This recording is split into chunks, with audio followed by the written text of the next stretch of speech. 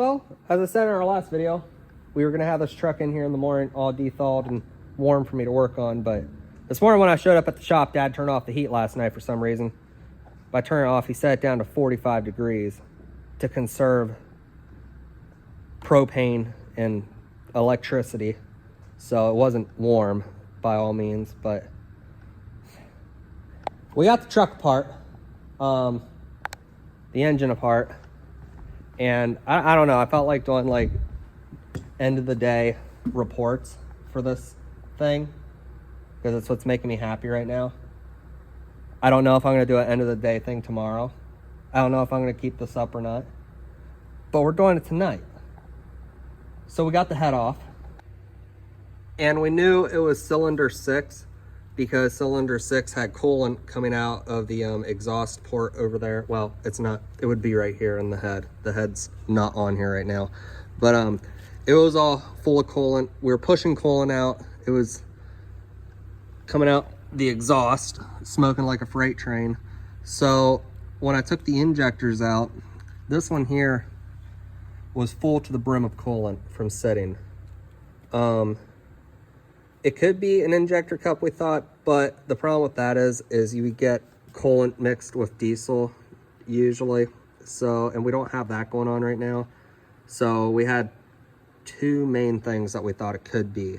One, the flange on the liner itself is cracked, which a spiral crack right along here, but I cleaned this thing up really well. We don't see any cracks in this. Tomorrow I'm gonna put some bolts and some washers on it and clamp this thing down to check the protrusion on all of these right aways.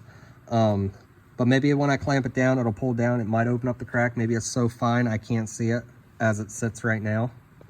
The other thing we thought it might be is a cracked head. I mean, it's a BXS, so that's not uncommon. But we're the type of people we kind of got to know what the problem is. So I don't know if this is going to work or not, but we have the head flipped upside down right now, and we filled it full of water. I mean, the back half, that's all that we're worried about right now. And we're going to see if in the morning, because we were trying to pressurize it, and I mean, somebody right now is laughing and saying we're doing it wrong, but we're trying to find a problem, okay? I don't know how this is going to work, but we filled it full of water, and we're going to let it sit upside down overnight and see if any water comes trickling out of the exhaust port right here. Because if it does, then we know we got a cracked head, and at least we know what the problem is. I mean, it's fairly easy to just flip this upside down, fill it full of water. I don't know if it will. I don't know if it's gonna cold. So if it doesn't overnight cold, I'll probably throw like a ready heater, salamander heater right up against this thing and get it cooking hot and see if it leaks then. But if it can leak while just sitting there for a couple hours and fill up the cylinder, you would think it would be able to leak with just that there. Now, I know that there's probably some pressure, like probably 10 PSI of pressure in the radiator, which could be pushing the water through the crack more than just, you know, it just sitting there. So I don't know if that'll work. If it doesn't, I already thought up a way that I could pressurize it and we could check it that way. We'll do that in the morning though. Oh, it's been a long day. Tomorrow we're gonna clean all this up, hopefully we figure out what the problem is. If not, we're just gonna check the protrusion. If everything's on right there, I guess I should throw out right away, the head gasket wasn't blown, so that takes that out of the equation. I don't know. Well, if everything checks out here, we'll get a new head gasket and a new head, and we'll slam it on, and hopefully that fixes it. And yes, I did pull the injector cup out also to check that, and the O-rings were nice and gummy yet. I mean, this isn't that old of a engine. Like, we just rebuilt it about a year ago, if my memory serves me well. The O-rings were fine in it. It wasn't cracked or anything, because I heard, we were talking to some people and they were like, well, they can crack, and that would be like very, very rare from what I understand.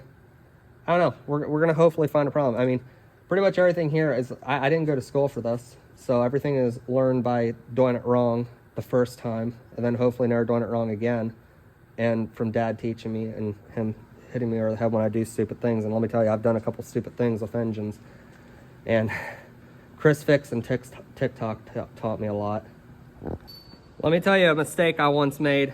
I was changing injectors. I had to change out an injector. We had a bad injector.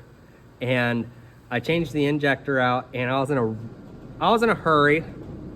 100% my fault, but when I was putting the O-rings on, I was sliding them all on. Everything was going good. I was changing all the injectors, and on one of them, for some reason, this pink one right here, it fell in that groove, and I didn't catch it, and I didn't put it up in the right one. And our driver Arlen, my uncle, he hopped in his truck. I was like, yep, it's good to go, everything's good. I left. It was late at night when he came over to fire up his truck and take it. I mean, I fired it up, everything seemed fine. By the time he got to the end of the driveway, I think it was his oil gauge was acting funny. So he's like, what the heck? So he hopped out and he goes to check the dipstick, and it's pushing diesel out, as you can imagine. So they had to bring it up to the shop, and him and Dad quickly fixed my mistake. And trust me, I heard all about it in the morning. Actually, I heard about it that night, but they were already deep into it, and I was gone. So mistakes happen. I made a lot.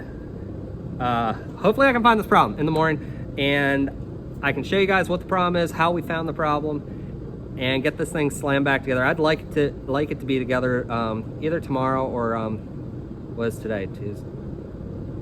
Hopefully Thursday this thing's running and out of here. Although we also are doing some other work to it. So let me show you what else we're doing. My brother is rebuilding the whole brake system. I don't know what you want to call it, but he's I was showing him how to do it today. It's the first time he did it, so I'm overseeing this also. The S-cam bushings were out, so he's pushing the bushings out and he's putting new bushings in, new slack adjusters, new brake pads, drums, the works. It's all going to be new, other than the maxis themselves. They were replaced not too long ago, so we're just going to redo everything else. I believe he's got this side finished. Looks like he already got more than enough grease everywhere. My shop is a wreck right now, but hopefully find this problem, like I said, and I'll probably do another update video tomorrow or the next day when I find the problem and I know what's going on, so I don't look like an idiot on YouTube all the time. Yeah.